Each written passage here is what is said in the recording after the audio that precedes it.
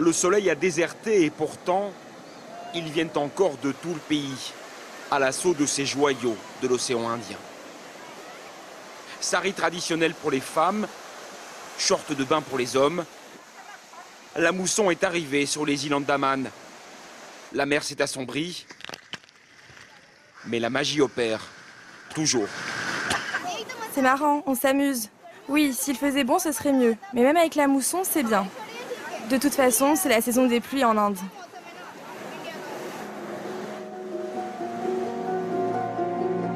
Les Andaman, ce sont 550 îles encore préservées de la civilisation. 26 seulement sont habitées. Le récif corallien est intact et la forêt tropicale plonge directement dans la mer. Prison politique du temps des colons britanniques, l'archipel est aujourd'hui la destination des amoureux. Attirés, entre autres, par une activité hors du commun.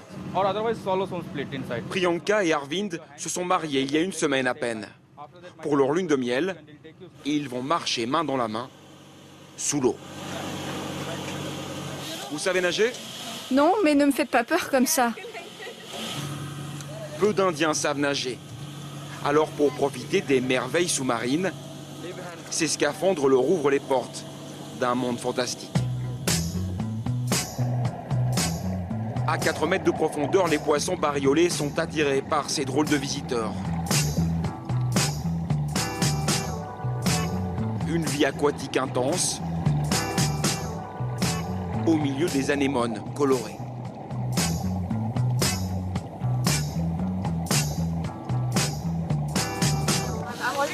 Je suis déjà venue ici en l'an 2000. À ce moment-là, je me suis dit que si je me mariais, je devais venir ici avec l'homme de ma vie pour notre lune de miel. Car c'est très beau. Je pense que comme destination pour une lune de miel, les îles Andaman, c'est parfait. Et ici aux Andaman, les hommes marchent au fond de l'eau. Les éléphants aussi ont une particularité unique au monde. Rajan est l'un d'entre eux. Dès l'enfance, leurs maîtres leur apprennent à nager. Il suffit en fait de les mettre à l'eau et les mouvements viennent naturellement.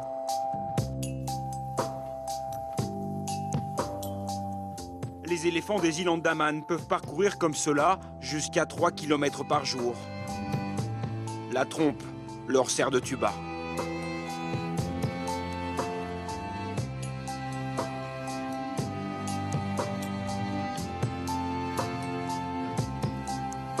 Aujourd'hui, à 69 ans, Rajan est à la retraite.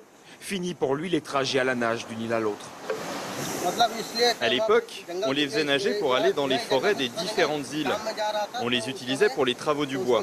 C'était essentiel. Il y a 15 ans, l'exploitation forestière a été interdite afin de protéger l'archipel. Les pachydermes ne sont plus utilisés. Le phénomène des éléphants nageurs est en train de disparaître. L'unique occupation de Rajan, désormais, est de se faire donner des bains par les touristes. Oui, j'adore. C'est rigolo. J'ai déjà vu des éléphants, je leur ai déjà donné à manger, mais leur donner un bain, c'est la première fois. C'est bizarre de le toucher. La peau est très dure. En fait, je me demande s'il sent quelque chose. Sur les Andaman, il y a aussi un monde auquel notre caméra n'aura pas accès.